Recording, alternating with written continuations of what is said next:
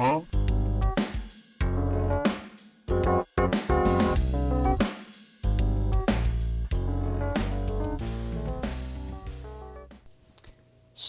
I guess I owe you some sort of explanation. Why exactly was I at Rovio, and does it have anything to do with merchandise? I mean, what exactly am I up to?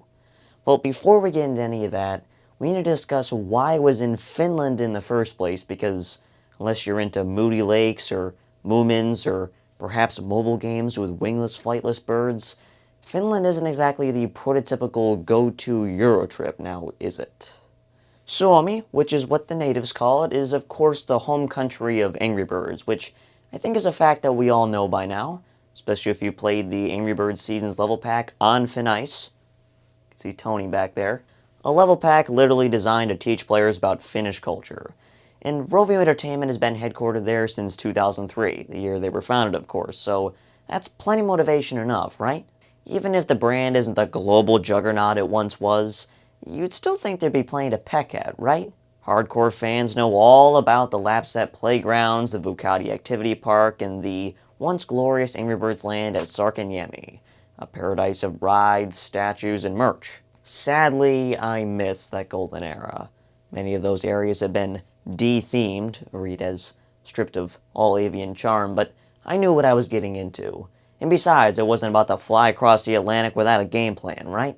Running this YouTube channel for all of 7 years at this point has taught me a lot more than I ever expected. Not just about obscure plush variations or oddball merchandise, but about Finland itself as just kind of something you pick up by happenstance. And it's a country that's long fascinated me as it's the polar opposite of where I live in sunny, sunburnt southwest Florida.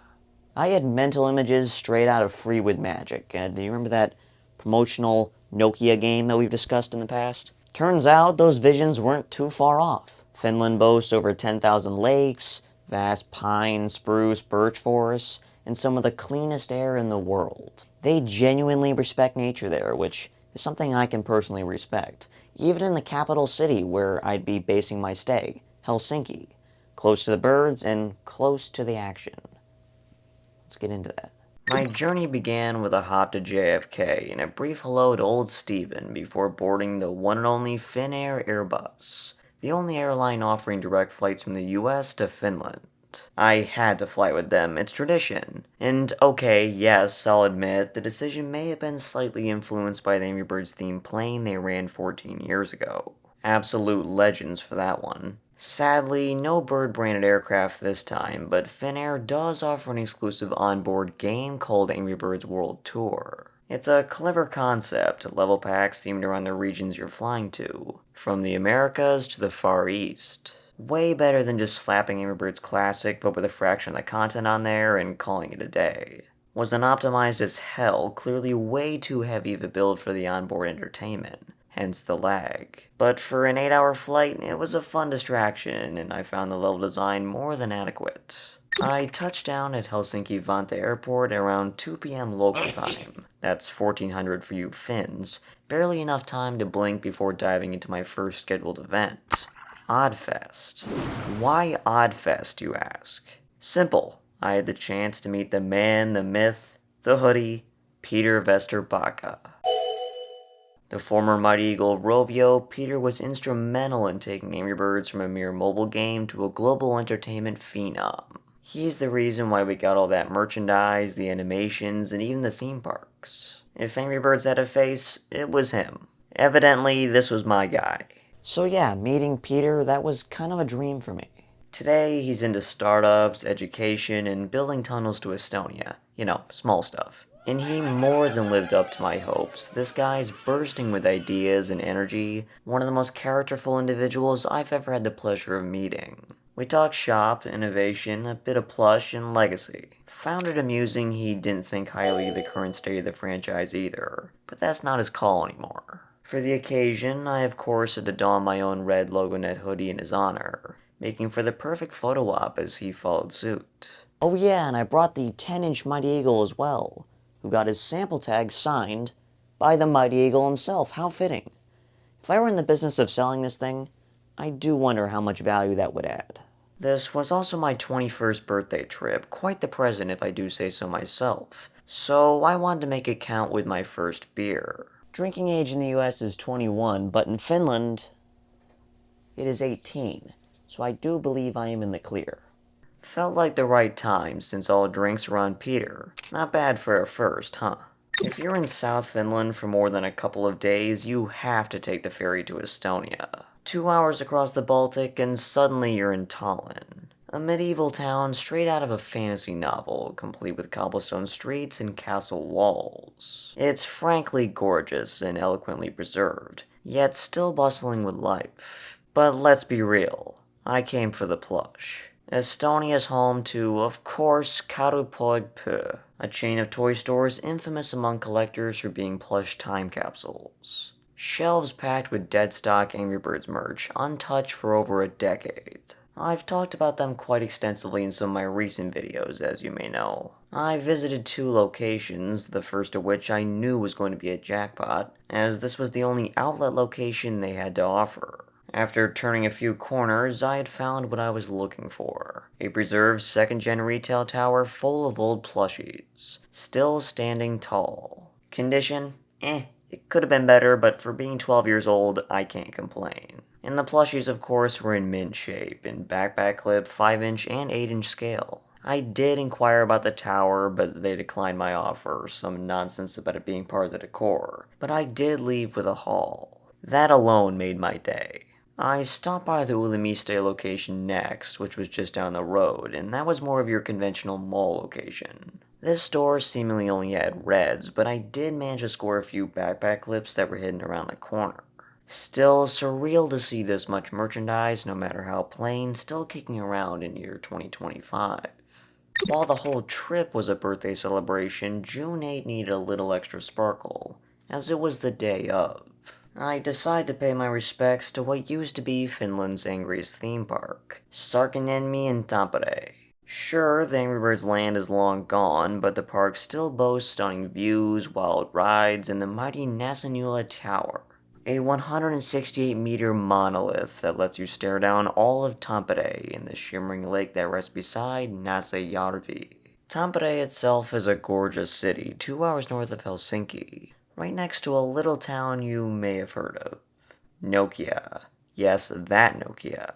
I made a brief detour there to meet up with a friend who gifted me with a Hockey Bird backpack clip and a matching hat. Casual business at the local K-City, I guess. Back in Tampere, I coughed up 53 euros for a full day at Särkänniemi, and honestly, it was worth every cent. Coasters, splash rides, gravity-defying contraptions, the whole theme park buffet. Wasn't daring enough to try some of the more intense rides, they just looked completely nauseating, frankly, but I did give the Tornado a shot, and that was a joyous experience. No line, that was the best part, got right on.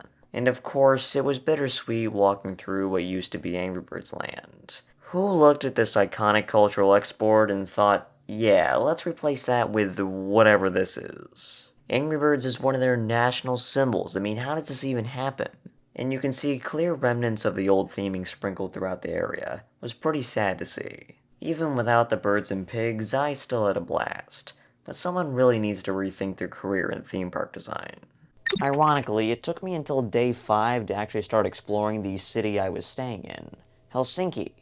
I kept it pretty low-key after a few jam-packed days, but I still did manage a plush pilgrimage to nearby Kerava. There, I picked up a Finland-exclusive Commonwealth box set I spotted on Tori months earlier. I didn't even know this thing had an official release. It was shown at Toy Fair 2012, but never surfaced again. Naturally, I just assumed it was another one of these mythical canceled products. But as it turns out, it wasn't canceled at all. It's just an absurdly rare ammo import. So the set itself includes Red, Chuck, and Minion Pig, who aren't game changers individually, but put them together in this nice fancy ammo packaging with the ammo import tags and the ammo import label on the bottom, and I'd say this has pretty must-have aura, right?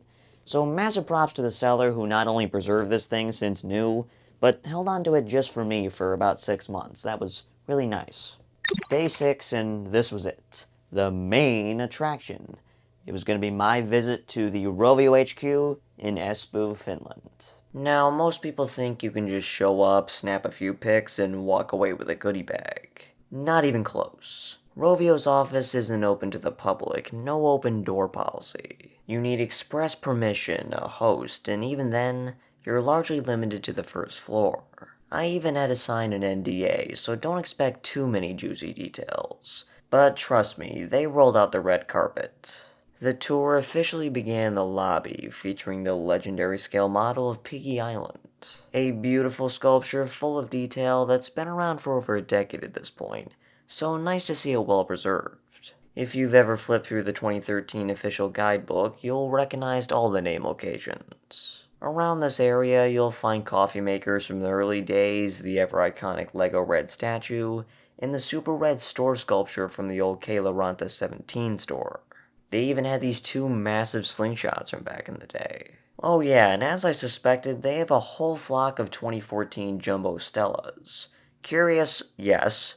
Cool? Also yes.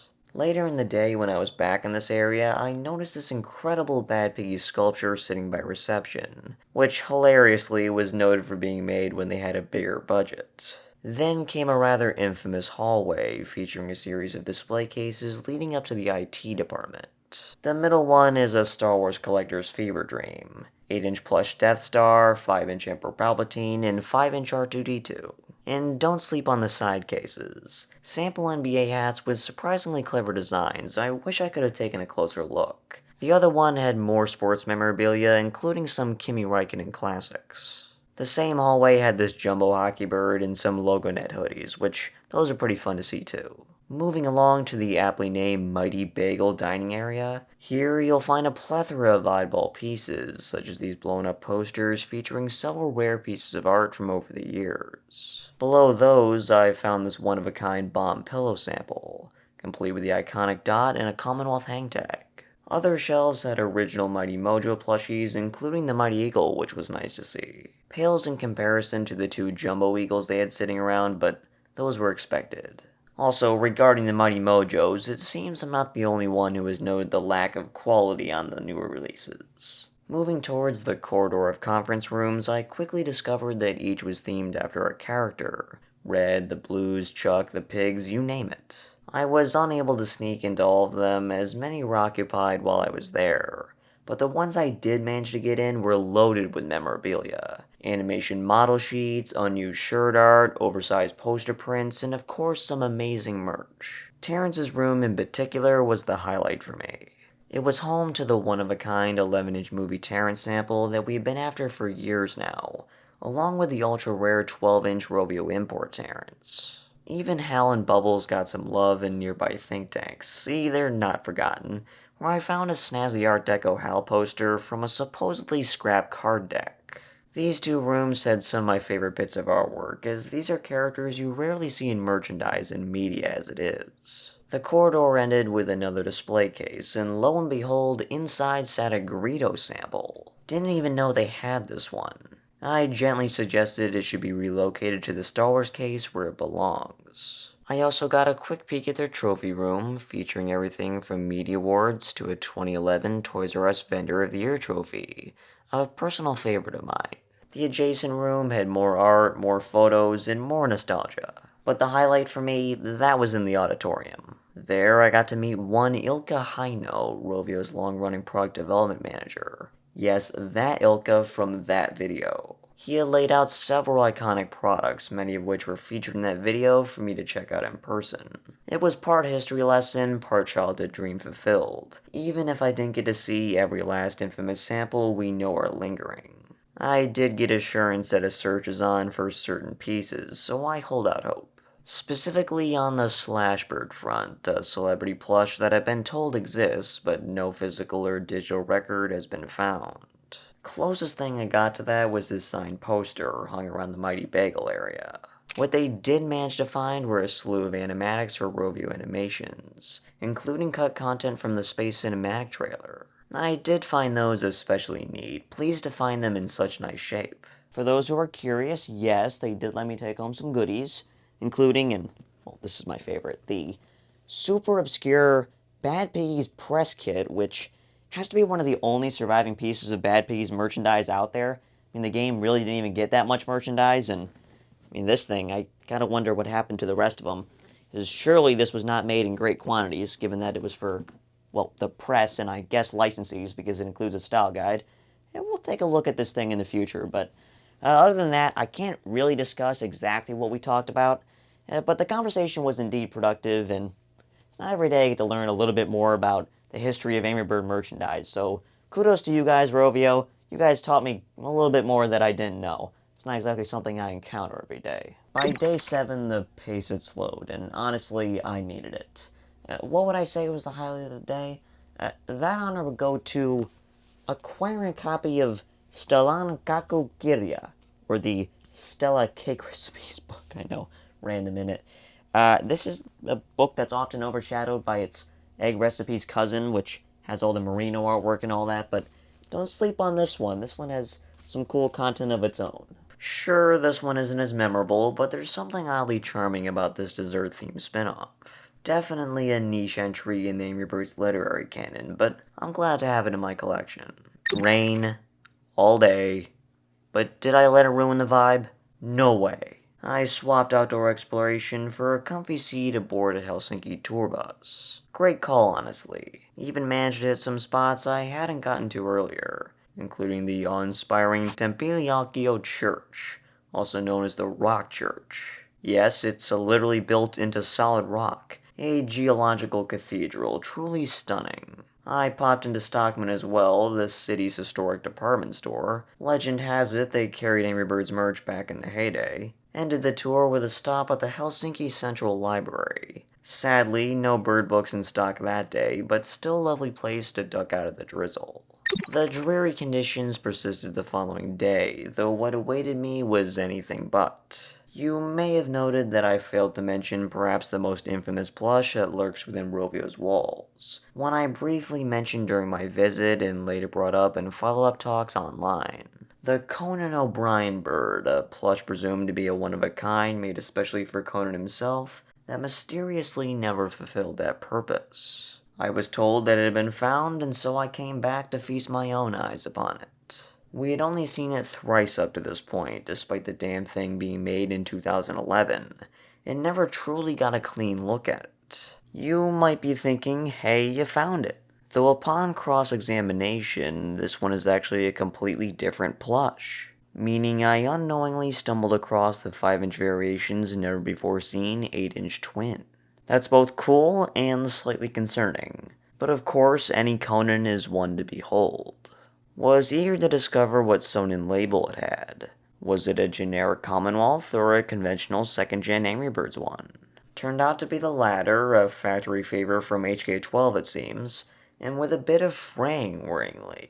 The rest of the plush was in perfect shape, making this defect all the more curious. A certain somebody may have too much attachment to it at Rovio, so they weren't willing to let it go despite my plea. I'm fine with it since I know it should be safe with its owner, but I also feel like he needs to be united with the rest of the collection. It just makes sense, you know? Or is that my plush greed talking? Who's to say? The Finns must have liked Conan's presidential bit from back in the day. During this visit, I was informed that the Espoo lab set playground was still intact, and despite my age would enjoy it for the pure novelty of it all. I set the GPS and headed over, and managed to get quite a bit of footage in spite of the continued rain. This particular playground had a charming pirate theme, with a nice view of yet another lake. Had the whole place to myself, so I didn't feel weird traversing what ultimately is a kid's play place. Later that day, after the rain had cleared, I walked over to the Helsinki University Botanical Garden, which was in full bloom at the height of spring. Was in close proximity to my hotel, making for a scenic walk to finish out the day. The sun finally showed up just in time for one of the most anticipated excursions, Suomenlinna, a historic sea fortress spanning 8 interconnected islands just off Helsinki's coast, and originally built by the Swedes in the 1700s. Today, it's a picture-perfect cultural hotspot with museums, trails, cannons, and cafes. I brought along my trusted travel companion for the day, Canadian wizard Chuck, a plush with purpose. In Finnish mythology, a Velho is not just a wizard. It's a spiritual guide rooted in ancient animism. Totally fitting, and besides, someone need to keep an eye on my camera gear. In hindsight, King Pig or Helmet Pig would have been fun too. But Chuck had the vibes, and I had no more room in the old suitcase. The fortress itself was stunning. Panoramic shots galore on my Canon R50. And yes, onlookers stared at the banana-eating plush lunatic, but I've long stopped caring about the optics of a grown adult photographing a wizard bird. Finished out the day with a visit to the Helsinki Cathedral and Market Square, before hopping on the Skywheel with Tony and Terrence for one last look at their very own city skyline. My final day in Finland felt like something straight out of a dream. I wanted to end things somewhere serene, away from the city with trees and shoreline and as few buildings as possible. I found it alright in Särkänniemi. Located at the tip of the Risalo Island just outside Turku, Finland's oldest city and former capital, this beach was the kind of place you accidentally discover and then never forget. I was told about the West Coast golden sand, and that's exactly what I found. That plus a pine forest backdrop, hidden hiking trails, and massive rocks along the shore. It was a picturesque scene, and it was a joy to traverse. I've lived near beaches pretty much my whole life, and while those are all well and good, this one was next level. Even the drive there was magical. Winding countryside roads, rocky cliffs, and a tunnel of trees so cinematic, I could just play the video I took and that'd be captivating enough. Sadly, every trip has to meet its end. And it's that journey back that is especially bittersweet and grueling in my case, but I had my fun and I definitely made memories that will last a lifetime, and I think that's what's truly important. And I don't think anyone else could have gotten nearly the same amount of enjoyment out of Suomi as I did, which, don't listen to what people say. It's still Angry Birds country, no matter how much they strip away. Maybe if I understood the language to a greater degree, or made the trek up to Lapland, maybe then it would have been perfect, but now I have reason to go back, and I gladly would if I was presented with the opportunity. Whether that's through a master's program at one of the universities, or as a second home one day if things go sideways. The residents seem so prideful of the place they call home, where freedom isn't simply touted. It's fulfilled, it's acted upon. And I think it's that mentality that enabled the people at Rovio back then to create such an amazing franchise that I fell in love with. And really, I saw that pretty much everywhere I went, and the people I talked to especially. People at Oddfest, the people I went to with Estonia, and heck, the people at Rovio themselves. I mean, all of them, they taught me so much about their culture, and it was truly a life-changing experience where, I mean, you're going to hear that a lot with, people going abroad, but for me, I went to the place that I thought I would love, and heck, I knew it before I even stepped foot there. In many ways, it reminded me of Angry Birds itself, and that was the reason I wanted to go. And I'm glad that I was able to confirm my suspicions, and I recommend anyone go to the place they think they truly love, whether it's to live or, in my case, just to check out for a bit and, keep in the back of my mind, maybe one day. Anyways, if you have any comments, questions, or complaints, you can let me know down in the comment section below. And with that, I say, peace out.